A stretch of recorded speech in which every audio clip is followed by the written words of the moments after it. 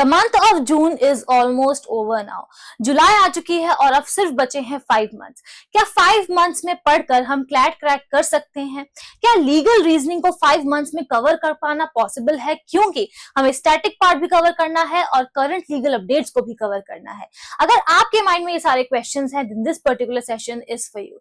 Hello everyone, I welcome you all to the official YouTube platform of Law Prep Tutorial. I'm your law mentor Dimple Parekh and अगर आपके mind में ये सारे questions हैं, then I promise you कि आज के इस सेशन के बाद आपके सारे प्रॉब्लम्स का सोल्यूशन आपको मिल जाएगा। बिकॉज आज हम देखेंगे कि किस तरीके से मंथ वाइज आपको लीगल रीजनिंग में प्रैक्टिस करनी है, कॉन्सेप्ट्स को क्लियर करना है, मॉक टेस्ट देने हैं, जिससे आप क्लैट आसानी से क्रैक कर पाओगे और स्पेसिफिकली लीगल रीजनिंग में आपके बहुत अच्छे मार्क्स आ जाएंगे। लेकिन इस सेशन को स्टार्ट करने से पहले मैं आपको बता दूं कि nothing is possible without consistency. तो अगर आप अभी ये वीडियो देख रहे हो, इसका मतलब ऑलरेडी ये है कि हमारा आधा टाइम निकल चुका है, आधा वक्त हमारे हाथ से जा चुका है। तो ये जो 5 मंथ्स है उसमें हमें अपना मैक्सिमम एफर्ट्स डालने हैं ताकि हमारा सिलेक्शन डेफिनेटली हो, और उसके लिए चाहिए होगी कंसिस्टेंसी। ऐसा नहीं होना चाहिए कि डिम्पल मैम ने या किसी और फैकल्टी ने कहा है कि आपको प्रैक्टिस करनी है तो आपने एक दिन में 60 क्वेश्चंस प्रैक्टिस कर लिए, नेक्स्ट डे आपने बिल्कुल प्रैक्टिस नहीं की क्योंकि the previous day you had practice 60 questions. इससे अच्छा ये है कि आप डेली 30 क्वेश्चंस प्रैक्टिस करो। सो फर्स्ट ऑफ ऑल आपको कंसिस्टेंट रहना होगा इस जर्नी में। सेकेंडली आपको अभी से ही अपनी एक मंथ वाइज स्ट्रेटेजी बनानी ही पड़ेगी। अगर आपने अभी तक नहीं सोचा है कि मुझे कब पीवाईक्यू का एनालिसिस करना है, मुझे कब प्रीवियस ईयर क्वेश्चन पेपर्स को एक्चुअली में सॉल्व करना है, मुझे मॉक टेस्ट कब से देना स्टार्ट करना है, कब तक मेरे कॉन्सेप्ट्स क्लियर हो जाने चाहिए, कब से मुझे अच्छी तरीके से टाइम बाउंड प्रैक्टिस करनी है, कब तक मेरा करंट लीगल अपडेट का जो बैकलॉग है वो कवर हो जाना चाहिए, अगर आप नहीं सोचोगे अभी तो इसका मतलब ये है कि हम फंस जाएंगे इस जाल में और इससे बाहर नहीं आ पाएंगे। So it is very important for us to understand कि टाइम रहते अगर हम एक स्ट्रक्चर टाइम टेबल बना लेंगे तो वो बहुत अच्छा होगा, और आज हम यही सब कुछ डिस्कस करने जा रहे हैं। सेशन में और आगे बढ़ने से पहले मैं आपसे बस ये कहना चाहती हूँ कि एक दिन में हमारे पास होते हैं 24 आवर्स, और हम इस 24 आवर्स में से आपसे सिर्फ और सिर्फ मांग रहे हैं 15 मिनट्स। वाई? बिकॉज अगर आप एलपीटी की वेबसाइट पे जाएंगे, then you go on CLAT and then on free resources, तो वहां रोज डेली लीगल अपडेट की पीडीएफ अपलोड होती है। It is going to be very beneficial for you because उसको पढ़ने में आपको लगेंगे सिर्फ और सिर्फ 15 मिनट, और जब आप प्रो हो जाओगे पढ़ने में तो आपको सिर्फ 10 मिनट्स ही लगेंगे। इससे होगा क्या कि हमारी रीडिंग स्पीड इंक्रीज होगी, लॉ को समझने के लिए और लीगल के पैसेजेस को पढ़ने के लिए जो कॉम्प्रिहेंशन स्किल्स चाहिए वो डेवलप होंगी, and every day we are going to read something new. तो अगर आपको बिल्कुल भी डर लगता है कि अगर मेरे पास कुछ नए टाइप के क्वेश्चंस आते हैं, पैसेजेस आते हैं तो मैं डर जाता हूं या डर जाती हूं, तो आपको डेफिनेटली ये प्रैक्टिस रोज करनी चाहिए। Just 15 minutes of your day, और आप एक बहुत इंपॉर्टेंट स्किल में अपग्रेड कर जाएंगे, वो है reading speed and comprehension skills, जो कि बहुत इंपॉर्टेंट है। I believe that it is clear to each and every one of you. Before going month wise strategy पे, मैं आप सभी लोगों से और एलपीटी आप सभी लोगों से एक प्रॉमिस चाहता है कि अब हम जो डिस्कस करने जा रहे हैं आप उसको सही तरीके से फॉलो करेंगे, चाहे आप एक एलपीटीएन हैं या फिर नहीं है। हम चाहते हैं कि आप सभी का सिलेक्शन हो, आप सभी एक अच्छे कॉलेज जाओ, उसके लिए आपको एफर्ट्स डालने होंगे, कंसिस्टेंसी के साथ आपको पढ़ना होगा।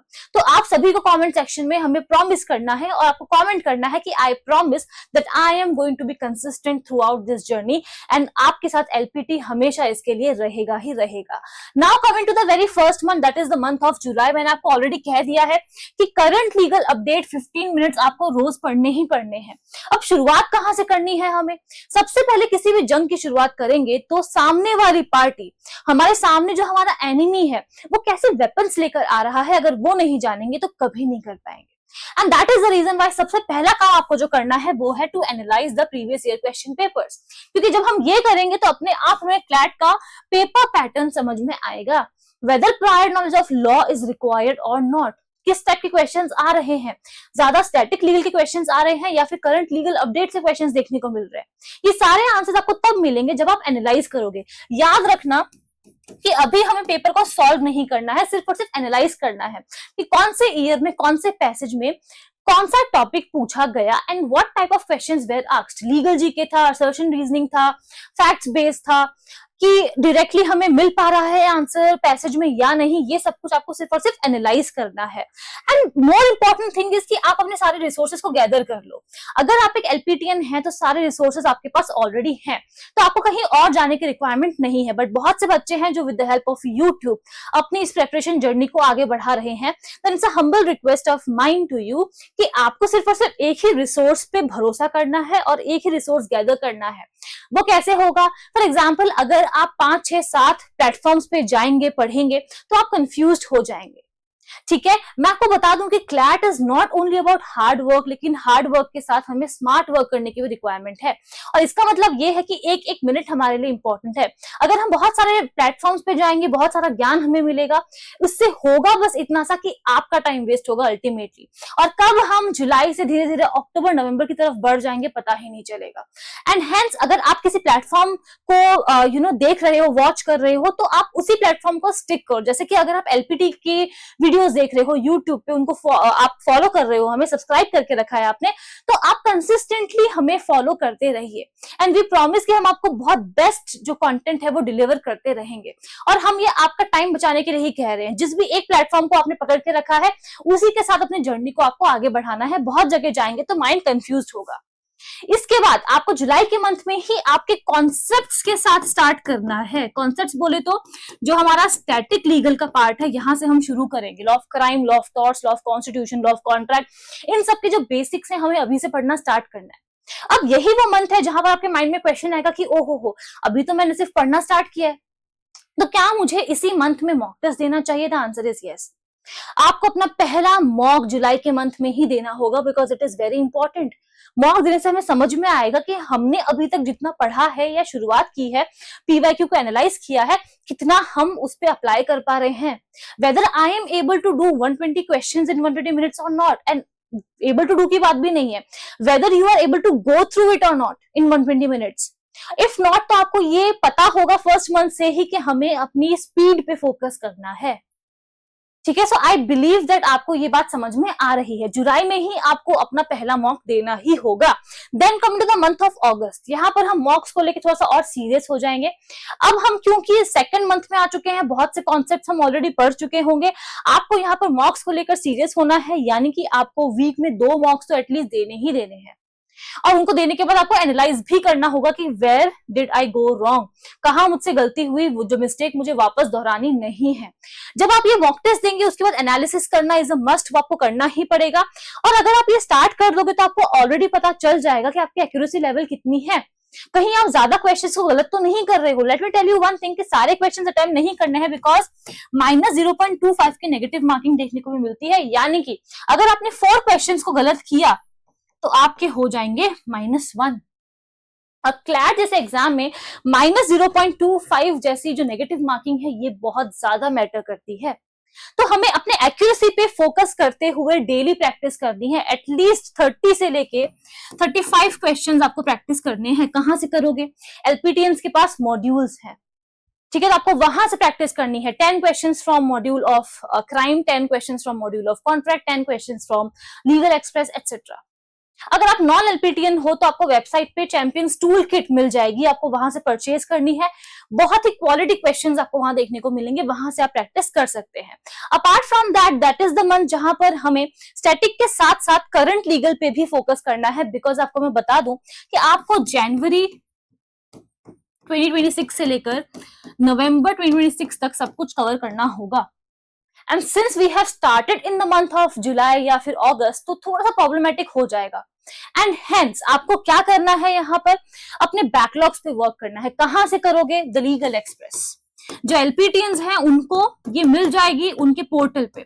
जो नॉन एलपीटीएंस है, आप वेबसाइट पे जाके इसे परचेज कर सकते हैं। आपको कॉम्बो मिल जाएगा क्लैट एक्सप्रेस का भी इसके साथ। सो ये आपकी करंट जीके एंड जो करंट लीगल अपडेट है, इन दोनों के साथ आपको हेल्प करेगा। मंथली मैगजीन आपको यहाँ पर मिलने वाली है, ठीक है, जहां आपको कहीं और जाने की रिक्वायरमेंट नहीं है। सब कुछ आपको एक ही मैगजीन में मिल जाएगा, which will help you in covering the backlog. एक और टिप मैं आपको देती हूं, अगर आप जल्दी बैकलॉग को कवर करना चाहते हो, लॉ प्रेप की जो यूट्यूब चैनल है, उसी पे आपको मंथली लीगल अपडेट का राउंड अप देखने को मिलेगा। ठीक है, सो अगर आप जनवरी, फरवरी, मार्च, अप्रैल वो सारे राउंड अप्स भी देखते हैं यूट्यूब चैनल पे, वो भी आपको बहुत ज्यादा हेल्प करने वाले हैं। And that is all about the month of अगस्त। याद रहे, डेली लीगल अपडेट का 15 मिनट्स हमें रोज निकालने हैं इसके साथ भी। Now coming to the month of September. सितंबर में हमारा सबसे पहला गोल ये होगा कि since it has been 2 months जब से हमने स्टैटिक एंड हमने करंट लीगल पढ़ना स्टार्ट किया है, सितंबर में हमारा ये गोल रहेगा कि 30 सितंबर तक एटलीस्ट हमारा पूरा सिलेबस कवर हो जाए। नहीं होगा तो कोई बात नहीं, थोड़ा बहुत हम अक्टूबर में भी कर सकते हैं, लेकिन गोल यही रहेगा कि सितंबर में हमें कंप्लीट करना है, क्योंकि करंट लीगल का बैकलॉग आपके पास बहुत ज्यादा होगा जिसको करना बहुत ज्यादा जरूरी है, keeping in mind the previous year question papers. इस टाइम पर आपके मॉक्स और प्रैक्टिस दोनों साथ में चलेंगे। फॉर एग्जाम्पल, अगर आप संडे को एंड वेडनेसडे को इन दोनों ही डेज मॉक दे रहे हो, तो आप फोकस कर रहे हो स्पीड पे भी और एक्यूरेसी पे भी। बट एक्यूरेसी अगर आपकी अच्छी नहीं देखने को मिल रही है आपको इन मॉक में, इसका मतलब यह है कि हमें उस पर वर्क करना है। वर्क कब करेंगे? बाकी सारे वीक डेज पे, Monday, Tuesday, Thursday, Friday, Saturday. I believe कि आपको ये समझ में आ रहा है, whatever I am trying to explain it to you. अभी तक क्योंकि बहुत समय हो चुका है पढ़ते हुए, 2 मंथ्स हो चुके हैं और हमने बहुत सारे मॉक्स दिए हैं, आपको ये भी पता चल जाएगा कि आपका वीक एरिया क्या है। तो आपको इन सभी बातों पे फोकस करना है।